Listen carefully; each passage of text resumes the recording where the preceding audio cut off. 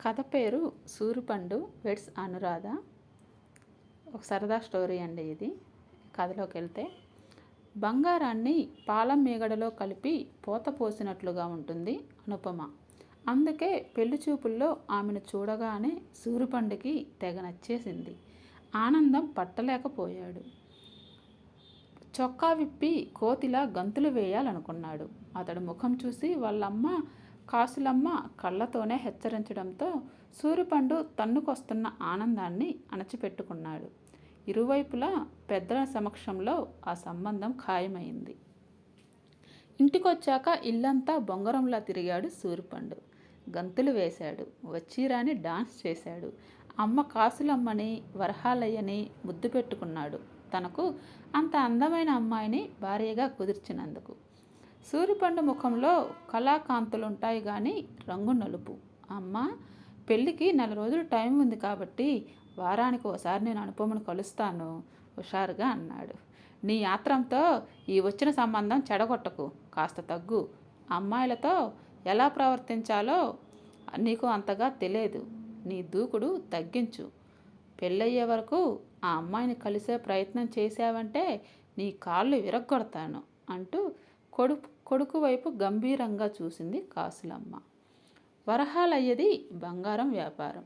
సిటీలో ఉన్న ఒక్క షాపుతో కోట్లు గడించాడు. అక్కడక్కడ స్థలాలు, ఇల్లు కొనిపడేశాడు. ఇళ్ళ అద్దెలే లక్షల్లో వస్తాయి. బంగారు బాతులాంటి బంగారం కొట్టు. అది చూసే సూరిపండుకు పిల్లనివ్వటానికి ఒప్పుకున్నారు అనుపమ తల్లిదండ్రులు. వాళ్ళకి పెద్దగా ఆస్తులు లేవు. పిల్ల నచ్చడంతో వారి కట్న కానుకల కోసం కాసులమ్మ ఆశించలేదు. తమ నల్లోడికి చక్కని చుక్క భార్యగా వస్తున్నదే చాలా సంబరపడింది. పెట్టుపోతల గురించి ఆవిడ అసలు పట్టించుకోలేదు. అనుపమ తండ్రి సోమేశ్వర్ ఒక హోటల్ మేనేజర్గా పనిచేస్తున్నాడు. తమ కూతురు అనుపమ సరాసరిపోయి బంగారు బుట్టలో పడిందని ఆనందంతో పొంగిపోయారు సోమేశ్వర్ దంపతులు. తల్లికి మాట ఇవ్వడం వల్ల అనుపమని కలిసే ప్రయత్నం చేయలేదు సూరిపండు.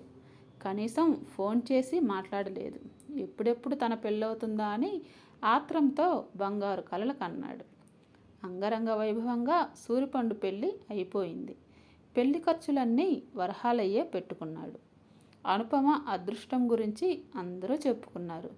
సూరిపండు దృష్టి అనుపమ మీద నిలిచిపోయింది. బంధువులను కానీ స్నేహితులను కానీ ఎవ్వరినీ పట్టించుకోలేదు. ఆమె మీద నుంచి అతడు దృష్టి మళ్లించలేదు. ఆమెకి సూరిపండు దిష్టే తగులుతుందని ఫ్రెండ్స్ జోకులేసుకున్నారు.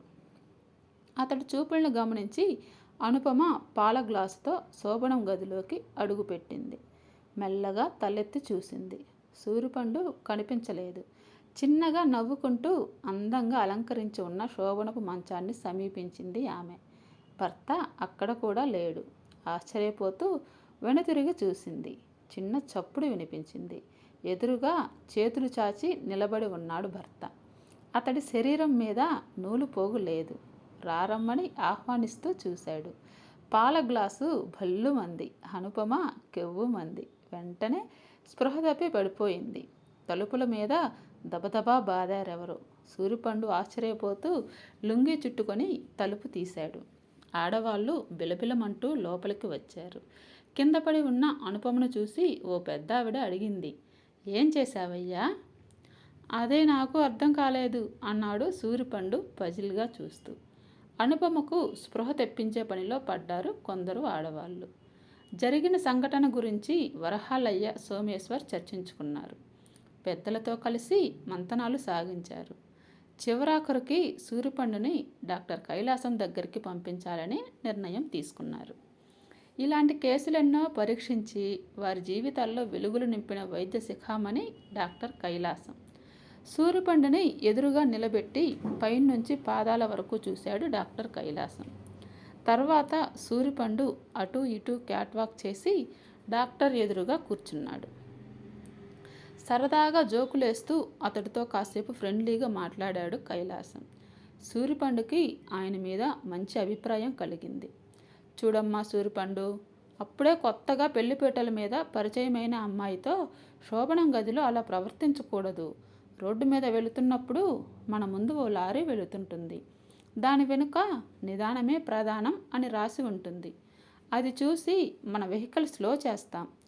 రోడ్డు మీదైనా శోభనం గదిలో అయినా నిదానమే ప్రధానం. దూకుడుగా వెళితే యాక్సిడెంట్లు అవుతాయి చెప్పడం ఆపి సాభిప్రాయంగా చూశాడు డాక్టర్ కైలాసం.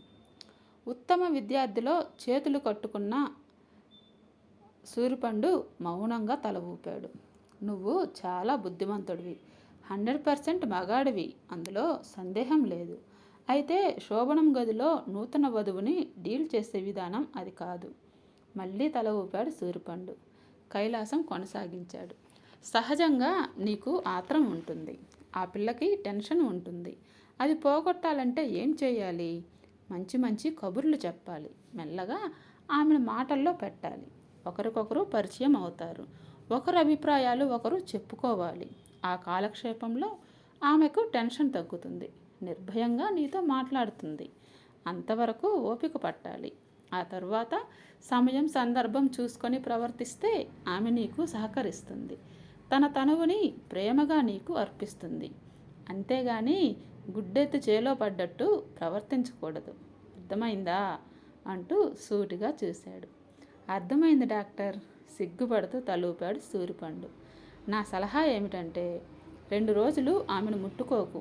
ఇద్దరూ నిద్ర వచ్చే వరకు కబుర్లతో కాలక్షేపం చెయ్యండి. 3వ రోజు ఆమె నీకు సహకరిస్తుంది. అర్థమైందా? ముసిముసిగా నవ్వుకుంటూ తల ఊపాడు సూరిపండు. అమ్మ బాబోయ్, నేనా గదిలోకి వెళ్ళను, తగేసి చెప్పింది అనుపమ. ఈసారి అలా జరగదు, వెళ్ళమ్మా, బుజ్జగించింది ఆమె అమ్మమ్మ.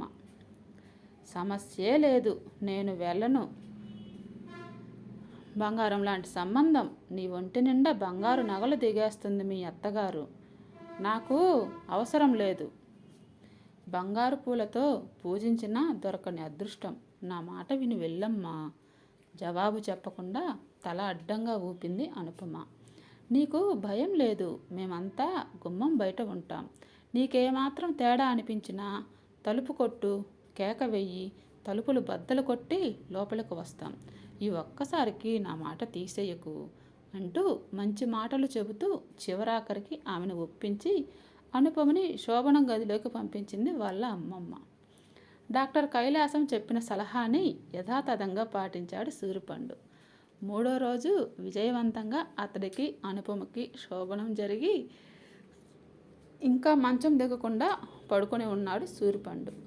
వచ్చిన అనుపమ అతన్ని నిద్రలేపింది. రాత్రంతా నాకు నిద్ర లేకుండా చేసింది చాలు కానీ ఇక మంచం దిగండి అంది కొంటెగా భర్త వైపు చూస్తూ. దుప్పట్లో దూరి ఉన్న సూరిపండు సిగ్గుపడుతూ చూశాడు. ఏమిటి మీ సంశయం అడిగిందామె. లుంగి ఊడిపోయిందను, నువ్వు వెనక్కి తిరిగితే నేను మంచం దిగుతాను. సూరిపండు సిగ్గుపడటం చూసి ఆమెకు నవ్వాగలేదు. నోటికి చెయ్యి అడ్డం పెట్టుకొని వెనక్కి తిరిగింది. శోభనం రోజు మొదట తనను భయపెట్టిన దృశ్యం గుర్తుకొచ్చి పడిపడి నవ్వింది అనుపమ. ఓకే ఫ్రెండ్స్, ఈ సరదా స్టోరీ మీకు నచ్చుతుందని అనుకుంటున్నాను. నచ్చితే దయచేసి లైక్ చేయండి, షేర్ చేయండి, మా ఛానల్ని సబ్స్క్రైబ్ చేయండి. Thank you friends.